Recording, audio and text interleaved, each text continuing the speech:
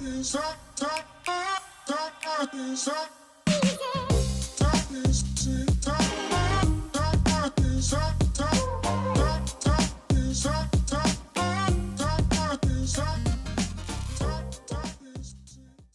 everybody, my name is Martin Caballero. I'm the assistant editor at BevNET. Thank you so much for joining us. Welcome to the Livestream Studio on day 2 of BevNET Live 2018, BevNET Live Winter 2018, I should say, in Santa Monica, California. Before we get started, I want to give a big thank you to our live stream sponsors, ADM and Origin House. Big thank you to them.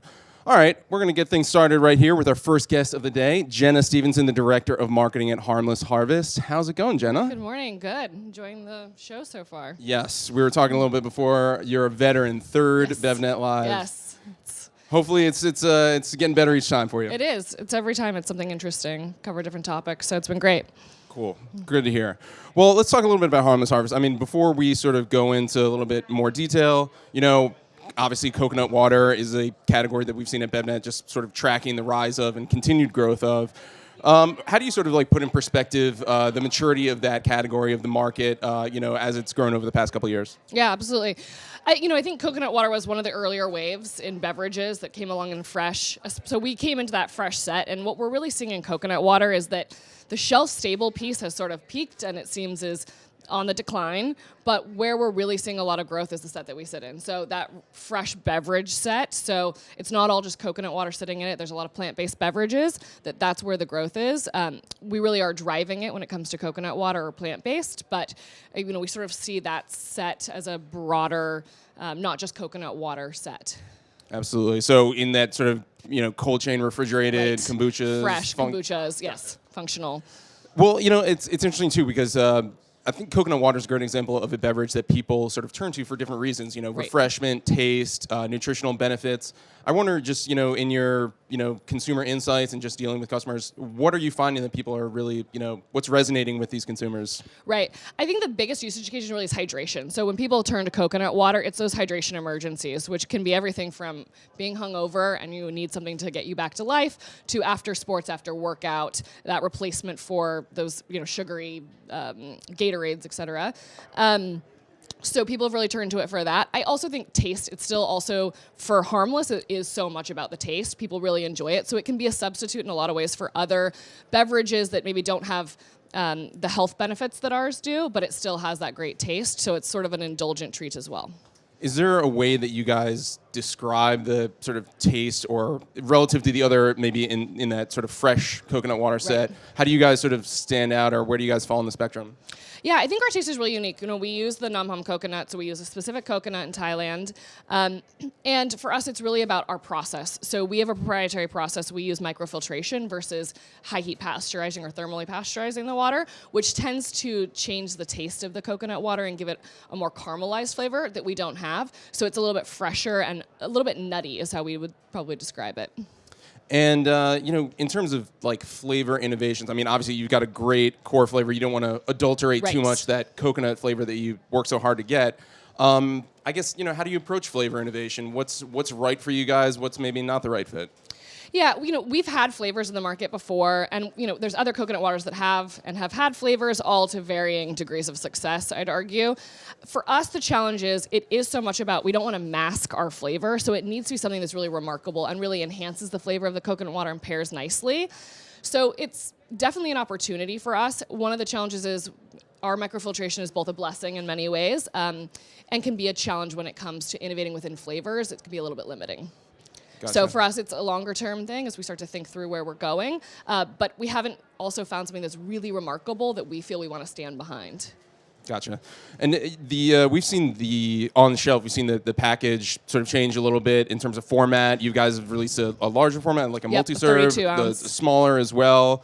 What's sort of the thinking behind moving into those different areas, and maybe what are some of the insights that you've learned from doing that? Yeah, we launched our 32-ounce last year, and it's been an incredible success for us. And what that came from was consumer insights. They were begging us for a larger format. People wanted more where they didn't have to open another bottle. So they're drinking so much of it, they wanted that one they could open in their fridge and pour out throughout the week, put it in smoothies, use in recipes, used for the family versus having to just keep opening bottles. So we launched our 32-ounce, which has been great for that. There's definitely definitely more opportunity as well when it comes to taking a look at size for the right channel as well. So, our 16 ounce is really our main SKU. It's where we lead with, but we definitely think as we get into other channels, there's opportunity for right sizing for that channel.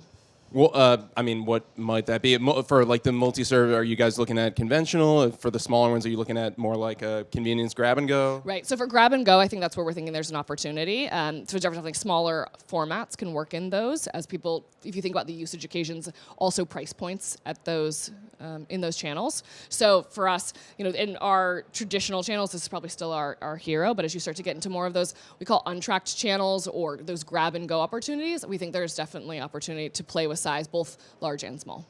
Well, that's good to hear. I mean, that's one of the things that we always hear about is, from out of the natural channel, we're seeing moving to the conventional, moving to C-stores. I mean, based on your experience, how strong is that enthusiasm for retailers to build out that set and, put a fresh product, not the shelf stable, but a fresh coconut water on the shelf? I think it's really strong. So we're probably the most underdeveloped in MULO right now if we looked at those tracked channels. We're growing incredibly fast there, but that's definitely a place where we still have room to grow. I'd say those channels, if you talk about mass or some of the more traditional grocery, they're really starting to come into their own with turning over those less fresh beverages into more fresh beverages. So kombucha comes in, they lean into brands like Harmless, but it's really for them about seeing what it's done in natural as they take a look at the volumes that the volumes that they do there and the turns. It's a great opportunity for them to provide something to their consumers looking for, but as they build out that set. So do you find, I guess, as if a retailer brings in kombuchas, is that helpful for a brand like yourself? Like, other refrigerated products, does that sort of lift all the boats? Yeah, we sort of see it, there's, I think, having sort of that critical mass to some extent. You don't want to be that one product, the sort of health forward, a little bit more expensive products sitting with those what are shelf stable typically that are sitting in the fridge, because that's it's less compelling and it's not bringing in the right consumer. So I think we see when kombuchas go in and that set builds out with the fresher, more high-end beverages, we do really well and we're a nice pairing with them versus it's us or them. Absolutely. And I want to ask quickly about like food service and sort of pairing this in a sort of on-premise experience. How developed is that for you guys? It's not something we've been focused on. We've really focused on the track channels for the last few years. I think that's something we see as an opportunity going forward. For us, we're really focused, though, on the grab and go within those. So versus, using it as an ingredient, which is always an opportunity, but it doesn't necessarily highlight the strength of the product. So we're looking for those ones where we sort of pair them with those hydration emergencies. Where are our consumers needing us the most, which often is just mom and pops up and down the street, to some of those within food service, the right type of food service or quick service restaurants where you'd be looking for this type of beverage. And when you're going to capture these consumers in terms of sampling and activations and things like that, what's sort of the right fit for the Harmless Harvest brand for things like that? Yeah, we do quite a bit because for us, it's so much about taste. So once people taste the product, we always say, try it and you'll know. And there really is something to that. People that say, oh, I don't like coconut water, they try it, and it's a totally different experience. So for us, it is about getting liquid to lips. So within those channels, we do quite a bit of field activation. We're doing a little bit more 360 as we think about going into 19. So how do we tie in those events as we look at influencer? How do we make that a more holistic experience? But trial is always really important, so we definitely lean into demo or events quite often. That's great. And, besides obviously the core coconut water product, you guys have the probiotics line. Yep. Just, venturing into that different kind of field, what are some of the, insights and things that you just sort of learned from that? Yeah, so we launched our probiotics line in 2016, and we learned an incredible amount, sort of a test and learn opportunity for us. The first time really getting outside of flavors or just our core beverage. We have discontinued that line recently, but it's coming back. So we took the opportunity to step back, work on a reformulation and a bit of a repositioning where we understand we spend a lot of time with consumers, better understanding what are they looking for, what do they understand the beverage to be, and leaning more into what it actually is versus trying to make it something it's not. And so I know we're going to be sharing that with your team in January. So for now, I'll leave that there. Coming soon, so you got to stay tuned for that one. Well, let's talk just a little bit. We got about a minute left, so just a little bit about the your marketing strategy for this upcoming year. Yep. Sort of getting liquid to lips. How are you guys going to do that? How are you guys going to just put Harmless Harvest in front of more people? Yep. So 2018 was really the first year we came out with a bigger campaign. So we leaned in for the summer and really we're trying to tell more of the Harmless story and help our consumers better understand the personality of the brand. We really put ourselves out there much more in a more formal way than we had in the past. And I think 2019 is building on that. We learned a ton. We felt like it was an incredible success, not just from the impressions we got, but from the engagement. So 2019 will be building on that and then taking sort of that taking this talk-worthy product, continuing to make it talk-worthy and letting our consumers also do a lot of the sharing for us. So we have incredible fans, and it's how do we start to leverage them more within this process to create a little bit more of a holistic plan. So using some of the same tactics we leaned into out of home this year. So what of those worked for us we'll be moving forward with, but also better tying it in with our influencer strategy and our field marketing, which is being at those sort of key hydration moments and continuing to be there to make sure that we're reaching that right consumer when they need the product. Absolutely.